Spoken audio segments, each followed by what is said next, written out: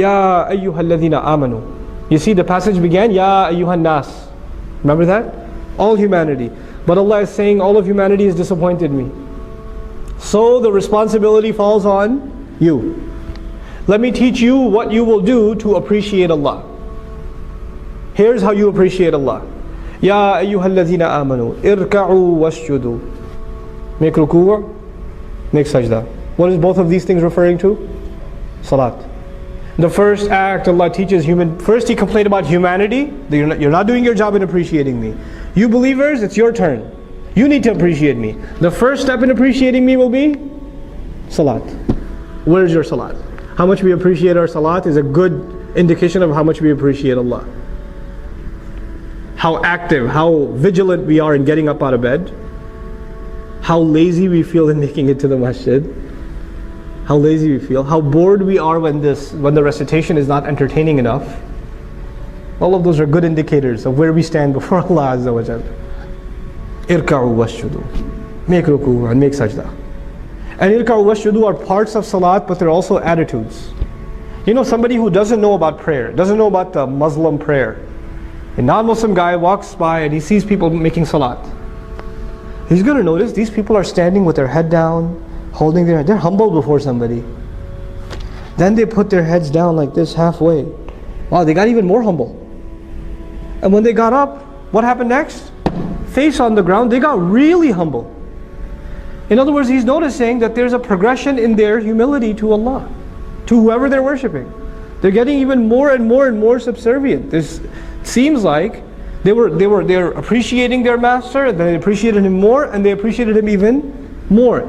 The progression of salat itself teaches us that we're supposed to evolve, grow in our humility to Allah.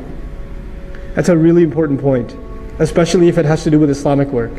You know what happens with people when they get involved with Islamic work? I'm no exception. All of us can be victim to this.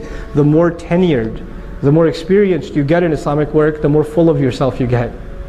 I know what this stuff is. You're a rookie. You're a newbie. I've been a board member at the masjid for 20 years. What do these guys know? You know? I ran the MSA 2 semesters in a row. When you get experience, and you don't get more humble, you get more arrogant. Because you know, in any other job, when you have more experience, you have more credentials, you have more respect, you have more appreciation, you're worth more. Right? Allah is teaching us the exact opposite attitude. The more you grow in deen, the more humble you should get. The more humble you should get. Subhanallah. And you'll notice, it's a good check. It's a good gauge. What was Iblis's problem? Adam alayhi salam, what's on his resume?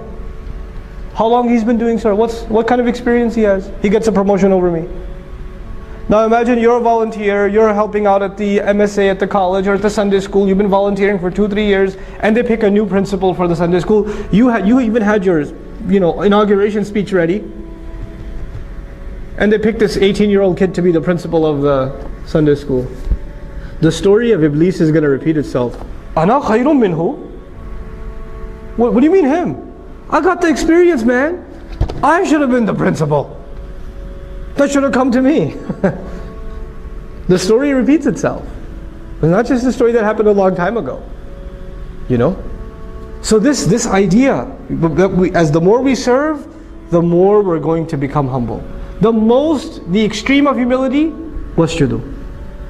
Then from there, because these two things still in the end, in essence, refer to salat. They refer to salat. What about in between the salawat? وَاعْبُدُوا رَبَّكُمْ, and enslave yourselves and worship your master. In other words, now that ruku' and sajda is done, that's not the only ibadah. You understand ibadah is more than that. Ibadah is an attitude. I'm a slave. I'm here to serve. Ibadah is how I walk, how I talk, how I think about myself, how I think about others. Your entire attitude gets transformed because of prayer. Prayer is actually a very big part of a Muslim's personality, not just our behavior. Now, prayer, we think of it as a behavior. But prayer actually, the daily salawat, they're supposed to have a really direct effect on how we think. Our attitudes, our thought process, our mentality. Between Dhuhr and Asr, my thoughts are going to be impacted by the Dhuhr prayer. Between Asr and Maghrib, my thoughts, my priorities are going to be impacted by the Asr prayer. It's the way a Muslim carries himself as a abd. That's shaped. That's what the salawat do. You know how pillars hold a building together? The salawat hold our day together.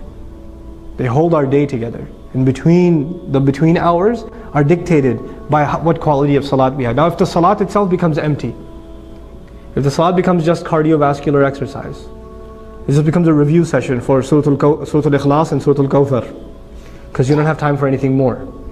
You know? If it just becomes that, you're not going to see a change in your personality.